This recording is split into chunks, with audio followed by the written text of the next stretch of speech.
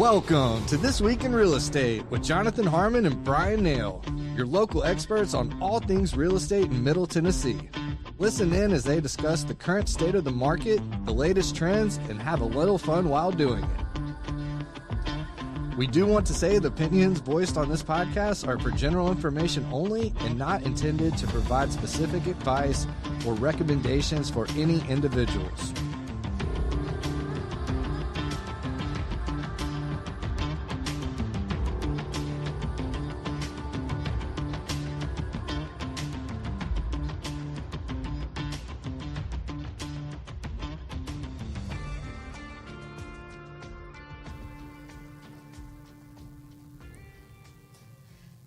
We got to trim some of that music off. I just now realized it's like a bunch of music at the end. I don't think it has to play all the way through. I don't understand. We'll talk off air. Okay. Yeah. And I forgot to pull my microphone over here. That's much better. We're skating into this. So it's been a while. Well, yeah, because you keep not being here. I'm not bitter, though. No, not at all. I remember that I teased something the last time that we were here. The unsung hero of the 2026. Yes. Yeah. I forgot about that. Yeah. It was so long ago. I know. It was. So we'll get to that here in a few minutes. But the first thing that I want to get to is headlines. Yes.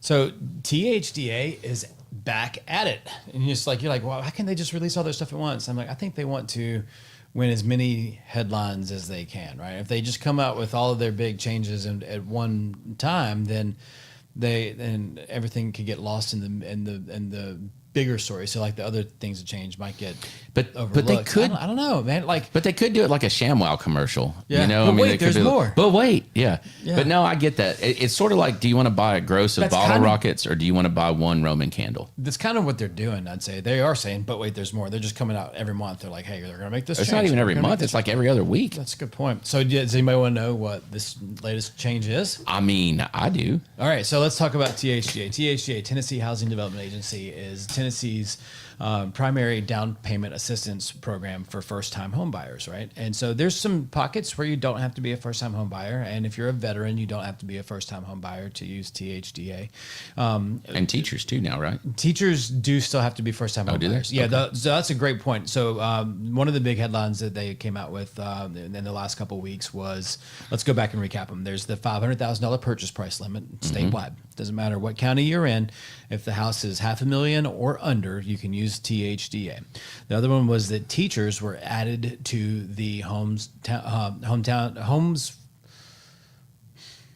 for Heroes. Not Homes for Heroes. That's a different program, but it's a hero program. Okay, so the First responders. the specific name of it's failing me right now, but yeah, so it's veterans, first responders, and now teachers are added into it. But it's specifically Homeownership. K-12 teachers. Home ownership for heroes. It is specifically K through 12 teachers, if you're now, some programs will allow that for repeat home buyers. The THCAs will only if it's in one of those target communities, or if they're a veteran, because veterans have the ability to do a VA loan and put zero down, regardless of how many times they've used the VA loan program. Right. Now Rutherford had some target communities, didn't they? There are still two little targeted census tracts in Rutherford County. That's what I thought. There's one up in Laverne, and then there's one that's kind of like around that Bradyville, Minerva kind of area over there. So there's a couple of tiny little pockets in Rutherford County where you don't have to be a first-time home buyer. Cannon County is a targeted county. The whole thing. The whole Cannon County, you don't have to be And a first-time home buyer. Bedford too? Bedford has some targeted communities. Okay. It is not a targeted county. I don't believe. If I'm misspeaking on that, please forgive me. So anyway, let's get back to the latest, or to the latest. What they've announced.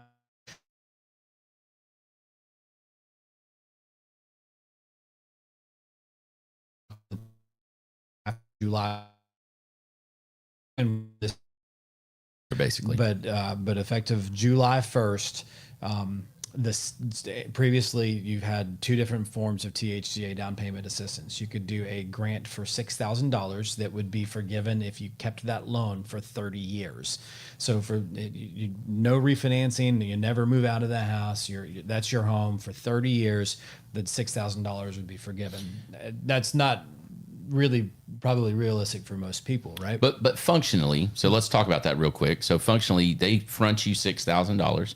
Your house appreciates over, say, 5 or 6 years, and it makes sense. You just have to factor that into your cost of refinance, is what it amounts to, or you factor it into your net proceeds when you sell. That's correct. So functionally, it's fine, right? You get upfront money, and then you just figure it out later. Because there's no interest. That's what I was going to say. There's no interest. There's no monthly debt payment. Right. It's just they're giving you $6,000 today. You're going to give it back to them when you're done with the THDA loan, unless you keep the THDA loan for 30 years, which you won't. And we're confusing people now because this is changing, right? Yeah, but so, you won't keep it that long anyway. I'm just telling you. So there's the other THDA program that is not changing is that there's down payment assistance up to $15,000 for 5% of the purchase price of the house. Mm-hmm. So if you're buying between that $300,000 and $500,000 window, you're capped at getting $15,000 in down payment assistance. Up to $300,000, it's going to be 5% of the purchase price. They're going to give you in down payment assistance, right? So that's going to be paid back on monthly payments that you are going to make to whoever's servicing the THDA mortgage, and that will be. It's the same interest rate as your first mortgage. So you'll have two mortgages. You'll have a first mortgage that's your primary THDA loan, and then you'll have a second THDA loan, what they call the Great Choice loan, and that's going to be paid back over a 30-year amortization, the same interest rate that you're making payments on your first. But there's also no prepayment penalty on that, so you can just attack it real quick and get it knocked out. Yep. Now, you keep saying that it's on down payment assistance. So when you say down payment assistance, is it literally just down payment? Or great question. It can be used to help cover closing costs as well. So if you marry THDA to rural development, for example, a lot of people do that. Then you don't have any down payment required at all. Right. And so all of that $15,000 can go towards your closing costs. So in that case, you have to get approval through your lender, THDA, and rural development, USDA. Totally doable right now. Totally doable. Absolutely doable. So yes, THDA is a great program. Now here's the change, because we've been talking about THDA for a few minutes now and haven't really said what's changed. The $6,000 is going to be forgiven after 10 years instead of after 30 years. Because nobody was, it was right. Like nobody was doing it anyway. Right. Well, and this gives you that's a great point. This provides a little incentive to use the $6,000 as opposed to just taking the other one. The big one is that now, in addition to the $6,000, they are adding another option to the menu. So now we have three options. Now you have three options. The $6,000 is forgiven after 10 years. The 5% up to $15,000 that you make monthly payments on at the same interest rate as your first mortgage. And the new addition is a $10,000 down payment assistance that is also forgiven after, 10 years. 10 years. That's right. So why would you choose the 6 over the 10? Well, the 10 is going to have a different interest rate, so we can assume that interest rate is going to be higher. This isn't live enough. It hasn't been I thought around. the 10 was not interest at all. There's no payment. There's no interest on the $10,000, but the first mortgage itself will have a higher interest rate. 10-4. Got it. Okay. Great clarifying question, Jonathan. So you're, let's say like right now, the interest rate for a THDA Great Choice loan is 6.125%. We don't have any idea how they're going to price the $10,000. We can probably guess though, a quarter to a half a point. I would even say that it might be an eighth. Who knows? Sure. But if you're paying 6.125 for the $6,000 loan or the $15,000, the $10,000 one that's forgiven after 10 years, it's going to be a little bit higher. Right, but we're not talking about like an entire percentage point, or like it's not substantially higher. I would be surprised. Yeah, if it's substantially higher. So a lot will be determined. This is just announced today, and there's definitely no pricing models out there for it yet. This doesn't start till July. Also, doesn't start till July 1st. Okay. So, but that's again, THDA is doing some cool things to stay relevant, to stay attractive, because there's a lot of competition now through programs like Click and Close and some other FHA down payment assistance programs that you don't have to be first-time home buyers. there's shared equity noise out there. So there's all of these. So THDA is kind of staying relevant, doing a great job of being an attractive option for people, and what's frankly just a competitive marketplace. Yeah, as any other aspect of the real estate business is. Yeah, and you look back at like 2007, 8, 5, 6, 7, 8, all of those years, and you had all kinds of different loan products, and you had some pretty dangerous stuff out there. Obviously, it crashed, right? Sure. And now we're seeing a lot more creativity within the market again. But it seems significantly safer. It's not this crazy stuff where we're banking on future appreciation and things like that. But I think the key here is make sure that your mortgage lender has gone over all of the options in whatever gimmick program that they offer. And I use gimmick, that sounds bad, that's not what I mean, but whatever their particular program is through their bank, all the THDA stuff, all of those different options. And if you have to, make a spreadsheet with a side by side comparison with all of that. And don't just look at monthly payment, because it's not just monthly payment. It's your overall payment. It is any kind of weird penalties that are in there. It is the strings that are attached to it. It's your total cash out of pocket. I mean, did they have to buy rates down in order for your payment to be lower? Look at the whole thing.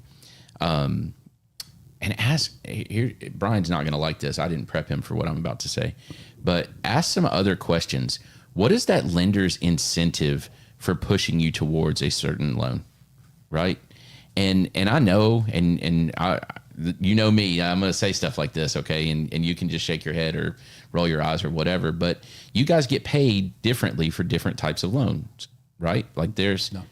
THDA, I thought there was caps or something on certain types of loans that you couldn't do a certain type of fee, and then on other loans you can do a fee and some of that stuff. So a loan officer, a loan originator, makes the same regardless of what kind of loan. Now, prior to the Consumer Finance Protection Bureau, your answer is completely true, or your question is very relevant, because the lenders could make gobs of money by putting points on stuff,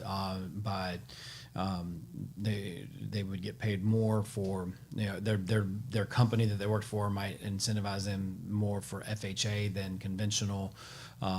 So that was the case in the past, but it's not now. Now, that being said, the company, like the investors in the mortgage business, the lender makes, and I say lender, I don't mean the loan officer. I'm talking about the bank, the brokerage, the independent mortgage company. They will make a higher yield on an FHA loan than they will a conventional loan.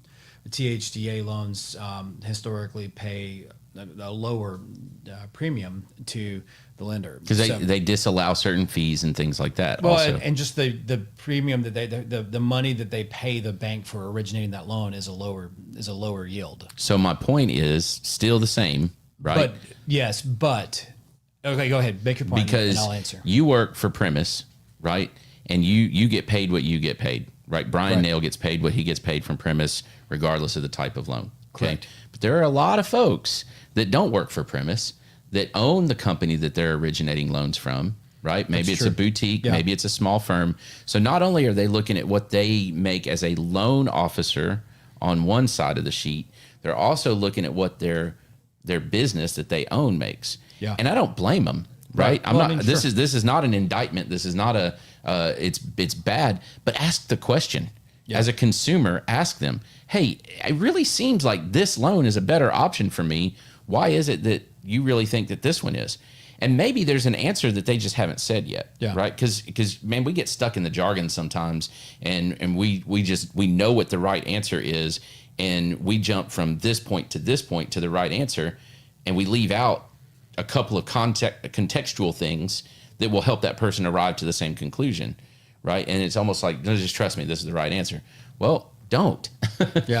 Don't trust him. And it's not that you don't trust Bryan.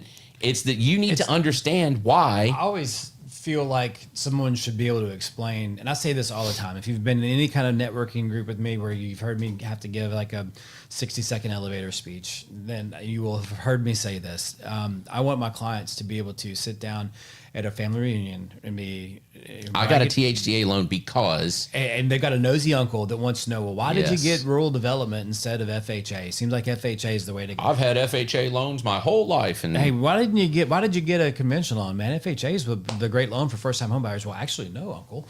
First, you don't have to be a first time homebuyer to get FHA. We chose to get conventional because of the Home Ready program, and they can explain to them how that got them a reduced MI rate, and then they got, with those Home Ready and Home Possible programs through Fannie Mae and Freddie Mac, it throws out the loan level price adjustment for lower credit scores. yes, So- we got it. We got less money out of pocket, and our payment is lower, or whatever, right? So, but yeah, in some cases, even with that, because of the way that PMI is going to be priced, it might still make sense to do FHA. So there's a lot of different things, and so I like to give my clients scenarios so that they can see the difference between the two options, and then at the end of the day, I can make my recommendation, but it's ultimately their choice, right? Right, and to answer your question, what's my motivation? My motivation is going to be to give my client the option and get them to the closing table. And if I think that there's a chance that it may not work through THDA because THDA is doing a second underwrite that is a little bit more scrutiny, that has more scrutiny, and we're looking at it going, hey, we've got a thin file, we got this challenge, we can try THDA, but we need to be prepared to pivot really quick. And a lot of times you don't find out from THDA until you're a week out from closing, or closer sometimes. or closer. Yeah. And then they come back and they're like, hey, we're going to hit you with a couple of conditions that you can't do. Yeah. you probably should have anticipated. So But here's the thing: at the end of the day, you provide enough information for them to make the decision. But you also need to ask the right questions as the loan officer. So, loan officers, if you're listening to me, find out what's motivating to somebody. Right? Is it monthly payment? Is it total cash out of pocket? Is it the total amount that they're going to pay over the life of the loan? Is it that their PMI can roll off? Because if they're looking ahead to that moment when PMI comes off, then obviously they don't need to have an FHA loan, right? Right. So you got to ask the right questions. What is it that motivates them? I think that's important. Is ask the questions. Don't be shy. It is your financial future. It is your legacy that you're working on. So don't be shy, and don't be embarrassed to ask someone about their compensation. Look, as a real estate agent, I get that question all the time. Here's and with all the lawsuit stuff over the last 2 years or whatever, we had a whole lot of that. We talked about that a lot in this podcast. And that is, people should ask me, why do you make what you make? What is it that you're going to do to make that money? Is there a way to reduce it? All of those kinds of questions. Those are totally legitimate, totally fine questions. Now, I'm going to give you a very blunt answer, but ask the question. Absolutely. I'm doing math over here. Sorry. It's funny. Y'all don't see this on camera, but I'm sitting here watching Bryan. I'm like, he's not engaged right now. I am doing math. I've got my phone out, got my calculator, taking advantage of Jonathan's monologue to get ready. Well, I wanted you to participate in that too, though. But ask the question. That's and maybe this is an early pro tip, but don't be afraid to say, why is it that you're pushing me towards this? Yeah. I think that's important to understand, and understand too. Is it a push or is it a recommendation? And what's the difference there? And some of it's personality and just who you click with and trust. And I'm just gonna say it. The reputation should matter too, right? Like, how did you meet this person? Is this somebody that you that works in does online lending and they're working out of a cubicle in Minnesota, or they happen to be the person in the branch that you walked into at your bank? Yeah, they just happen to be the person sitting at the desk that day that you walked in to talk to. And again, none of that is bad. Nothing, no. But ask the question. And so, or is it somebody that was recommended by the realtor who you go to church with, and you can look them up and see that they've been doing lending in your local community for 15 years with great reviews? Like, those things matter, right? Yeah, there's a difference. Yeah. Absolutely. So I think it's probably time for us to move on to This is real. This is real.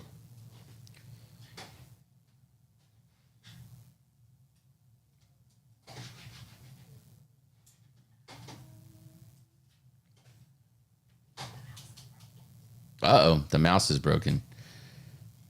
What'd you do to it? We're having technical difficulties. So, Brian, do you know any dad jokes? I do not. Oh, here we go. I think we're back. Ready?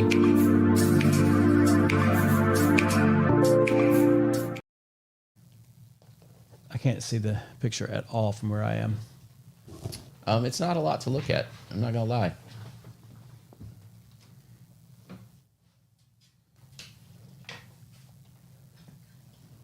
So let me describe it to you. There's a lovely swimming pool in a desert-ish backyard. But the pool is totally obscured by a cactus and some grass. It's like hidden, secluded. I wish I could comment. I just can't see it. It's terrible. Yeah. Definitely not. I don't know if they were trying to be artsy. What do you think? I think they were trying to be artsy. It failed. And it's crooked. Well, we had teased the hero. unsung hero thing. Let's do it. Let's just move over to that. Let's go. Because I've got my math now, and Okay. I'm ready to do it. All right, so Let's go to. Let's just turn this off and go back to screen. This isn't necessarily a section. This is a follow-up to a section. All right, there we go. Yeah, there we go. Thank you. So, yeah, I guess we could have done this during headlines and That's all right. numbers, but we could have also done it in pro tip. We could have done this a lot of different It's all places. over the place. There's an unsung hero to the real estate industry Sing it, brother. in 2026, and that is, drum roll, the spread between the 10-year Treasury and mortgage rates. That spread has narrowed, and that's been a beautiful thing. So right now, Finally, by the way. right now the 10-year Treasury is sitting around 4.48. Okay, we had been in a spot where that spread historically has always been about 2%. It had gotten as high as 3%. So right now, if we were still sitting on that 3% spread, basically the difference between the 10-year Treasury and the 30-year fixed rate mortgage, we'd be at about 7.5% on interest rates right now. And we're just sub 7 right now, right? We're about 6.5. Okay. Oh, okay. But Lower when you than I look at thought. when you look at the blended average of all the different offerings. Okay. So yes, a lot of your conventionals are going to be knocking on the door of 7. Your FHAs are going to be a little bit lower. So, but that spread has narrowed, and that spread getting closer to 2%. Because right now, this is the latest stats from. And 2% is a historical average. Yeah. Right? So I don't know. I can't cite the source on this. I guess it's Freddie Mac is the source on this. The 10-year Treasury sitting at 4.48 as of 5/28, and then the 5/21. So this is the Freddie Mac always lags a week. So the 5/21 data from the Freddie Mac was 6.51. Okay. So 2.1, 2.2. Yeah. So that spread narrowing has impacted affordability in a big way and kind of kept, I think, this market buzzing, because I do think if we still had a 3-year spread and we're looking at rates squarely in the mid 7s, that means your conventionals are getting closer to 8. And and we know what happened. Was it 2 years ago that we got to those kinds of rates? And things just grinded to a halt. Yeah. So the unsung hero is that spread. So let's take 2 minutes and let's just kind of pontificate on this for a second. So why has the spread narrowed? Yeah. Right. Because essentially mortgage interest rates are based on the secondary market buyers' feelings about where they think rates are going to stay, go, whatever, and how they're trying to price out ahead in order to buy those loans. So if they're originated today, they're going to buy them, 30, 45 days in advance. What do we think that's going to look like? And here's what we're willing to buy that loan for. Right. And therefore, as all the way back down to the retail side of it, here's what we're willing to. There has to be a spread in there for them to make as well, right? So all of that is ultimately factored in. your investors are looking at where they want to put this, safe money, right? Yeah. Money that they want to have pretty safely invested, and so people who are selling mortgage-backed securities, lenders who are pricing packaging loans, packaging these things and bundling them and selling them, they need buyers for them. So those buyers are, they're looking at lots of different options, and the strength in the housing economy, the strength in the housing business right now is pretty strong. You've got a little bit of a flight to safety there. I think that oil is a little bit of a risky play because it's so high right now. Will you be able to sell it? But even it came way down in the last 4 days. And so I think that's what I think you're seeing there. It's just there's more investor liquidity entering into the market. You do have the Federal Reserve that is talked about buying some mortgage-backed securities and did trigger some purchases. That kind of helped liquidity a lot too. So like when rates were super low, you had the Federal Reserve, you had the Treasury that was buying basically any loan that a bank could put on the books. So you didn't have to offer a whole lot. The spread between the 10-year and the 30-year fixed rate mortgage and the 15-year mortgage, they was really, really low spread because you had a willing and able buyer in the United States Treasury for every loan that was going out there. That essentially has unlimited funds. Yeah. And so, so we can get into that conversation, but that's a whole nother topic. Yeah, right? Yeah. So that's what's driving that, and we're just going to hope and keep our fingers crossed that spread remains in that normal. And I think to answer, another way to look at your question might be that, hey, this is just the return to the normal. So it may not necessarily be what's driven it to get back to this as much as it is what drove it up to the 3% spread anyway, with hyperinflation and all of the headwinds that were there and uncertainties in the economy coming out of COVID as rates started to go up, that spread kind of accelerated ahead of that curve. See, that's kind of where I was going with it, and this is how I feel. What I think people are seeing is that we have settled on a normal or real close to one, right? Yeah. It's there's always going to be fluctuation, of course, but we've settled closer to a normal. We've been at that normal for long enough, and investor confidence comes back. Where investors say, no, this is where the market's going to be, and ahead that is ahead of consumers basically accepting this is where it's going to be. Yeah. And so you have talk, and you have somebody saying with the new Fed chairman, we're going to drive that interest rate down. It's just not. It can't happen. Right. I mean, it can't. Yeah. If you want to crash this economy, then that is the way to do it at this point. Yeah.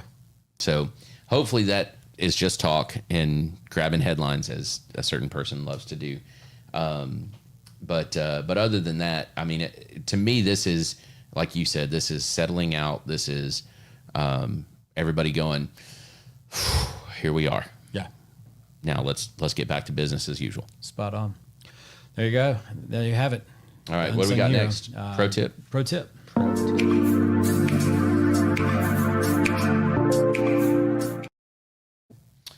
So pro tip this week, we're going to talk about what to do when your house isn't selling. And we do have those scenarios, okay?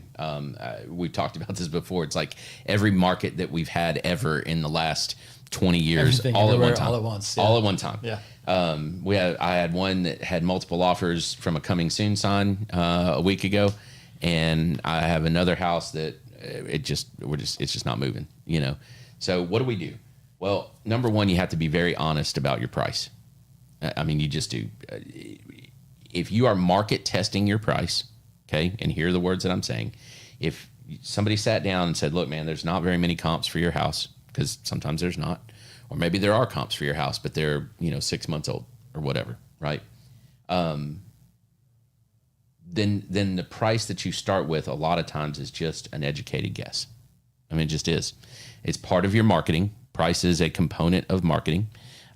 So what you can't do, and this is so hard for so many people, including myself, is you can't, let's say we list your house at $500,000, okay? And then we drop it to $475,000, right? You didn't lose $25,000 because you never had $25,000. It was never there to begin with. That's right. Yeah. So we've market tested the value of your home at $500,000 based on whatever time frame that we think that should be, 2 weeks, 4 weeks, 8 weeks, whatever, right? And it didn't move, and maybe it didn't even show, okay, then the market has rejected your price. It said, no, thank you. That's what happened. Now, why did it reject your price? So now we can start to dissect that a little bit. Are your pictures good, right? Does it look so bad online that somebody's going to have to take a chance to come see your house? Well, if that's the case, that's easy. We can get new pictures made, right? Does your house suck? I mean, let's just really be honest about it, right? Is it just that we have bad pictures because there really wasn't anything good to take pictures of? It's close to the train tracks. It's right by the airport. You know, whatever. Under high tension power lines. Yeah. It's next to the interstate. Whatever, right? Or maybe it's just ugly. I mean, sometimes, sorry, y'all, not all babies are cute. They're just not. So that's a possibility.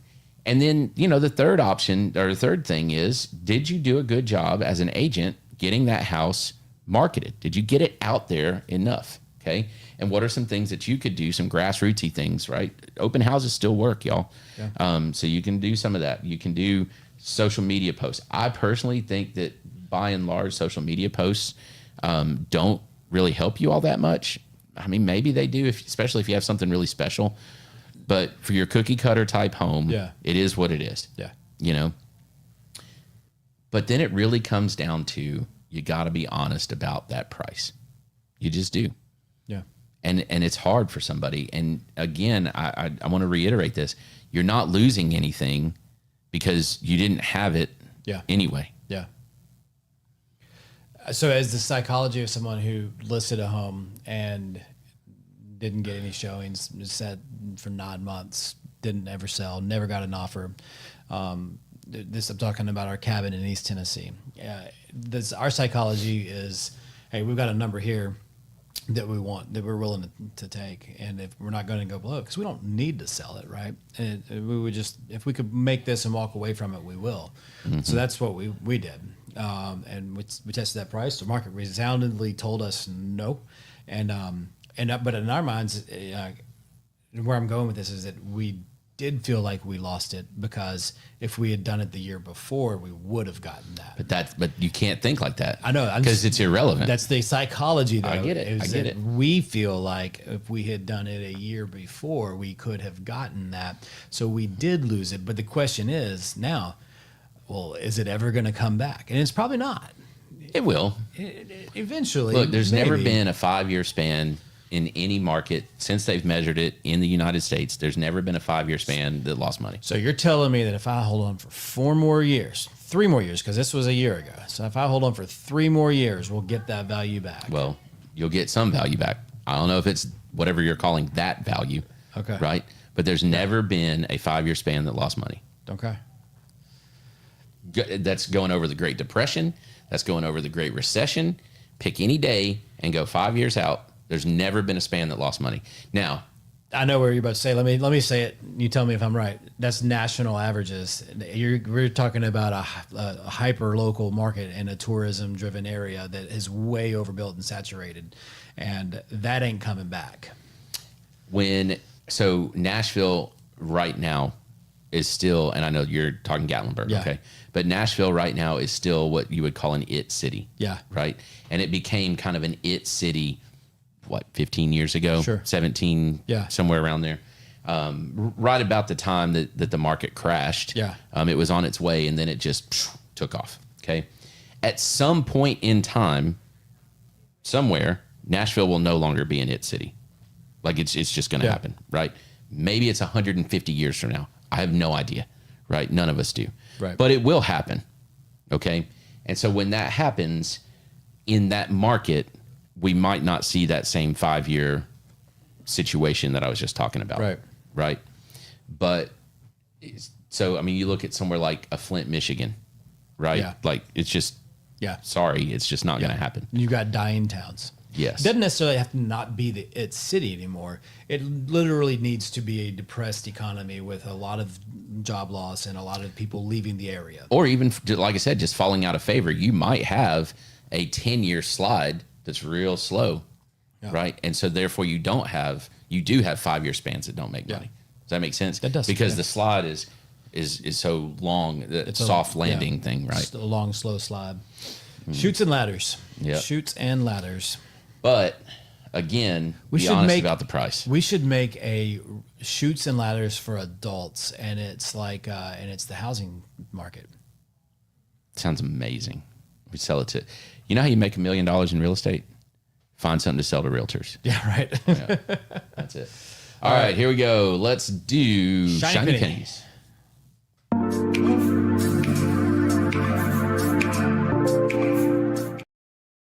So Trent, we need to get on that. We were changing this to shiny nickels since the pennies no longer going to be minted. R.I.P. pennies. R.I.P. pennies.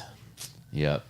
Didn't we have sixpences at some point as well? Like half pennies? I think that was a London, England. I think we had them here too. Great Britain thing. I don't know. I don't know either. I don't know. Interesting.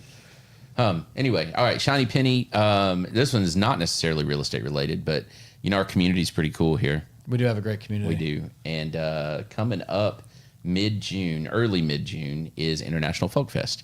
So this is the 44th year of International Folk Fest here in Rutherford County, Murfreesboro's International Folk Fest. And if you're not familiar with it, they bring dance and folk music troops from 3 different countries over here. And then our very own Cripple Creek Cloggers will go to one of those countries later in the summer. And so this year we've got Croatia, France, and Germany all sending troops over. And they're here for a week. They stay on campus, and then they go to all kinds of different places and perform. Sometimes all together. Sometimes they split up into the 3 different countries and go different places. And the capstone, there's 2 events at the end of the week. They're kind of their capstone events. We host one of those at Cedar Glade Brews. It's the 3rd year that we've hosted it. That's on June 12th. And then the other one, June 13th, is at the Simply Smyrna celebration in downtown Smyrna, which Cedar Glade will also be serving beer at that. So 2 opportunities, big, large public gatherings and big crowds. And dude, we had like, 400 people at the brewery watching the dancers last year. It's turned into, I'd say at this point, even with that kind of a crowd, it's still one of the Murfreesboro's best kept secrets. It is. It is a cool event to see. It's super fun. The French dancers get up on these really tall stilts and dance. Oh, neat. Like the guys are up on the stilts and they kick, and the women go under them and stuff, and it's pretty cool. And we also brew a beer style that is native to each of the home countries. So we'll be brewing a Croatian beer, a French beer, and a German beer. It's going to be fantastic. It's going to be a good beer day. Yeah. I'm just telling you. So anyway, put that on your calendar. And one ask I'm going to throw in there. We need a sponsor for that. So if you have a business that has employees or maybe clients, and you want to do something really special for them, I have a pretty good deal for someone that's a relatively inexpensive night of entertainment for your 30 or so employees or clients. It would be pretty awesome. So I've got a little shiny penny too. That is more real estate driven focused. And if you've watched this show for any amount of time, or you know me personally, or you know anybody who's a local mortgage lender, you know how we feel about national builders and preferred lenders, that they own the mortgage companies and those kinds of things, where we have somebody that we've worked with for months on end to get them ready to buy a house, and then at the last minute, as they're writing offers, we get kicked to the curb like a bunch of scrap metal. Well, sometimes those deals come back to us, because sometimes those lenders just aren't able to perform, and they can't get that client that they thought they could closed. And that happened with one of my files last week. I started talking with a couple in February, and then as they were getting ready to move to Murfreesboro from another state, they went and saw a home that was a new construction, and they fell in love with it. They wanted it, and the builder would not give them the incentives if they stayed with me, so I lost the file. And let's be really clear; those incentives are usually pretty sweet. Oh, they're I mean, it can be as much as 2% difference. There's a 3% 3% credit towards their closing cost, which Well, was like $25,000. It frequently involves that, but it also involves a lower rate a lot of times. Sometimes there's a forward commitment. Percent to almost 2% sometimes. Sometimes if they've done a forward commitment, in this case, they did not have that. So this one was turned down for something that, to me, it was very easy for us to overcome. This was probably an inexperienced lender at a broker office who tried to place the loan with a company who had an overlay that just this lender wasn't aware of, and it was a simple. I mean, like, it comes back to me. I'm like, are you serious? Like, back in my lap. So find out last week, and it's closing today. So. And they still got their incentive. They still got their incentive. The builder did say, hey, our people couldn't do it. We'll still honor the contract. Good. So yeah. Good. And so yeah, there's the reason I'll bring this up is it's not because I did something. Any lender that didn't have that overlay could have done this, and any lender that's worth their salt can close a loan in 8 days. That's the reason I bring it up is to say that if someone tells you no, understand why they're telling you no, and ask them, hey, is this something that another lender could work through, and hopefully they'll be honest with you, and get you to and give you good answers. If you sense any hesitation or him-hawing around on that answer, or even if you just want to know for yourself, pick up the phone, call your realtor, and say, who else do I need to talk to? Yeah.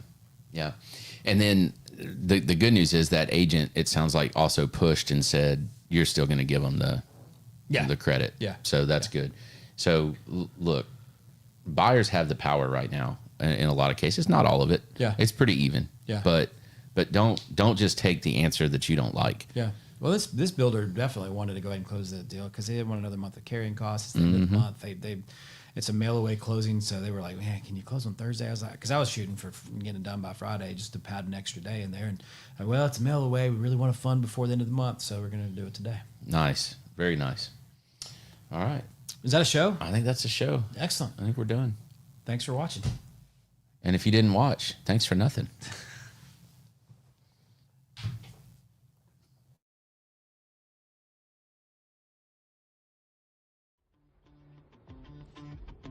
Thank you for listening to another episode of This Week in Real Estate with Jonathan Harmon and Bryan Nale, your go-to resource for all things real estate in Middle Tennessee.